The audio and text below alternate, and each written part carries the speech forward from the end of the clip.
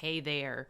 So, if you've been listening to our last few episodes, you know that we have a Facebook group that has launched several weeks ago, and it is the Confused to College Ready beta launch group. And we are in there doing some live training, some coaching. We are looking into helping students and their parents navigate those first steps. And one of the questions that came up as we had gone through our first training was, can you give me a roadmap of what steps do we need to take and what do we want to do? Well, guess what? The people in the group asked and we delivered. So today we are going to look at the 6 different steps that students are going to take. Some of those steps might be something that takes a week or a couple of weeks or some meetings to be able to make a decision on. And then others are things that are going to take some time. But these are your 6 steps to what you need to do. It's your roadmap to college, unlocking the secrets to your college search. So stay tuned, and we are going to go through those 6 steps to be able to help you. For those of you that don't know me, my name is Courtney. I am the founder of Confused to College Ready, and I am super excited to be able to share with you. I have over 16 years experience working as both a mental health therapist and then a school counselor. And I have seen just a tremendous need to really break things down and be able to help our families. If you haven't already, I would absolutely love if you would leave a review on our podcast or share the episodes that have been helpful to you. This is a great way for others to learn about us. And let's go ahead and get started. So, as we look at that first step, what are we going to do and how do we plan for college? And when I say college, please know that this is not meant to be just students that are looking at going to a 4-year college. It could be a student who is looking into attending a 2-year school. It could be a student who is looking into a certification program, a technical program. So this is not a one-size-fits-all. I've said that. I actually have a couple of my podcast episodes are titled that it's not one-size-fits-all, and that is definitely not the case here. I want students to find the right fit for them. So we're planning for that. We're looking at what students are going to do after graduation. So the first step is really planning for college, planning for those next steps. If your student is looking into going to a certification or a technical program, some type of vocational program, that's going to be looking at taking the classes to help them. Sometimes that is them being able to work towards earning their high school diploma. Sometimes that is looking at just different courses. If they're interested in auto tech, then maybe their high school offers an auto tech class. If they're interested in cosmetology, maybe the high school offers a program in cosmetology where they can actually go learn about that. So what kind of plans are they making? If your student is looking at going to a 2-year school and potentially transferring, it is identifying what some of those steps are going to be that a student has to take in order to apply to that 2-year college. So that's considering testing. Do they need to have an ACT or SAT score? Is the AccuPlacer, which is that's a free test that many technical or community colleges will accept, is that something, often it's a free test. I won't say always, but often that's a free test. Is that something that they need to be able to prepare for? Or if they are looking at attending a 4-year school, what kind of classes does a student need to take in order to enroll in that particular college or to apply to that particular college?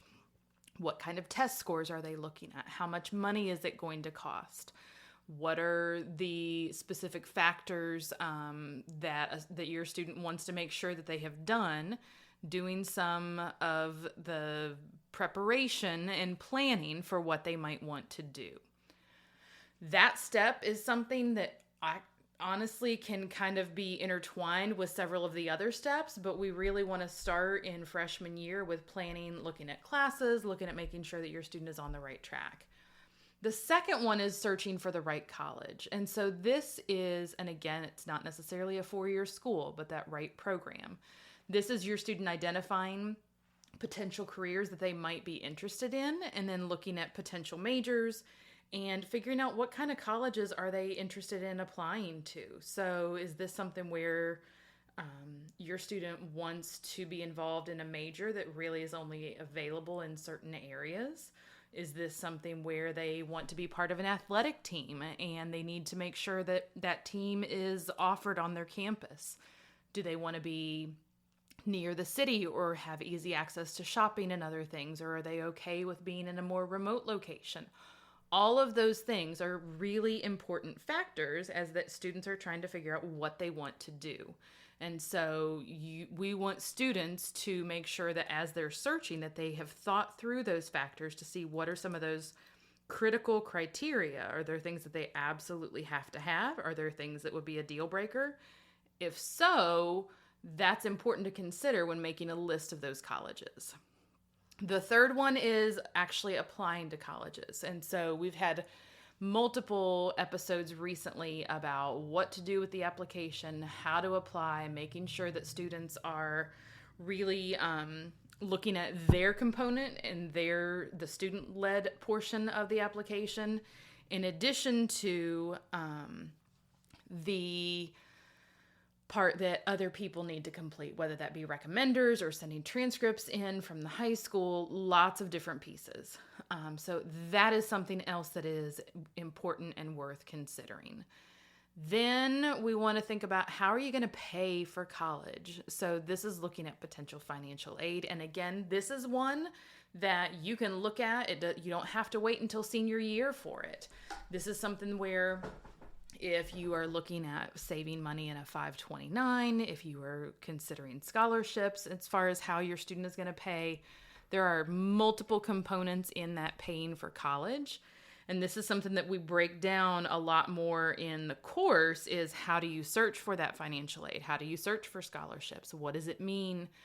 Do you need to fill out the FAFSA? Do you need to do all of those things? So we go into a lot more detail in that on those scholarship pieces. And I have an episode with a guest, Kara Walker, where we talked about scholarships a lot too.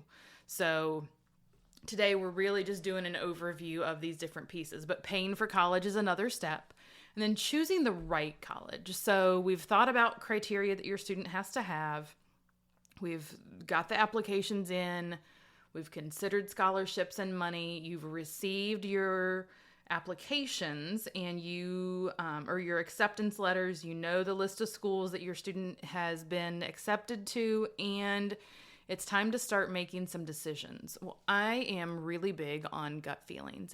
I know that it's not the same thing seeing a college. If you can't do a face-to-face visit, doing a virtual visit isn't quite the same thing, but I'm really big on that gut feeling and students being able to tell, what can I see myself here for the next 4 years? If not, that could make for a really long couple of years, or potentially transferring. And sometimes that happens anyway, but being able to choose that college based on multiple criteria. So affordability, is it something where they have the services on campus that a student needs to have? Are they, does the college have a tutoring center or a writing center, services for any kind of disabilities? If a student has had a 504 or an IEP in the past, do they know where to go?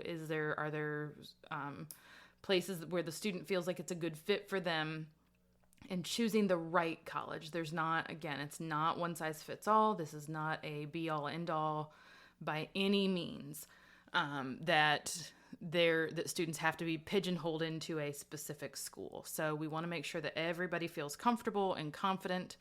And then the last one is really preparing for freshman year. And so that can mean different things. If a student is going away to a college campus and staying in a dorm, you're going to have to figure out what they need to take. Some of that might depend on how many people they're living with. It could depend on what is furnished in the dorm. There could be a lot of different pieces. Or are they staying home and it's making a change from, okay, you were here as a 17-year-old, as a high school student, and now you're going to be still living here as a college student, and how does that change our family dynamics? And What conversations do we need to have? Does curfew change? Do the expectations of helping around the house change? Those kinds of pieces. If your student goes away to college and then comes back, that also is a really important time to have conversations, because they've been used to living on their own at the dorm or an apartment or wherever it might be, and then they come back, and what are the expectations? Being able to continue to check in, being able to continue with a curfew, not a right or wrong with any of that, but it just is really having some of those conversations. The other thing, as students are moving into living situations with people that they don't know, is how do you handle conflict with someone and dealing with roommates? Again, these are things that we discuss in more detail in the course for our students that need that when they get to that point. But like I said, this is really all part of that larger roadmap into what students need as they are walking through the different steps of the college search. So I hope this has been helpful. If you would like to join us, so this episode will air on August 10th of 2022. We will have our Facebook group open for a couple more weeks if you would like to join us. We would love to have you. It's the Confused to College Ready beta launch. It is definitely not too late. We actually had somebody ask that question today. I know I'm joining late. There is plenty of time for you to have the training and to be able to come see the coaching and that kind of thing to get a better idea of what we're doing. And I would love to be able to talk with you. I can set up more live coaching opportunities. I am happy to do that in the group so that you can see and have some specific help for you. Again, if you have not left a review, please do so. We would love to, I would love to hear from you about what you are most looking for. If this show has been helpful, that is one of the best ways for me to learn. And I hope that you all have a wonderful week. Take care, and I will talk with you next time. Bye-bye.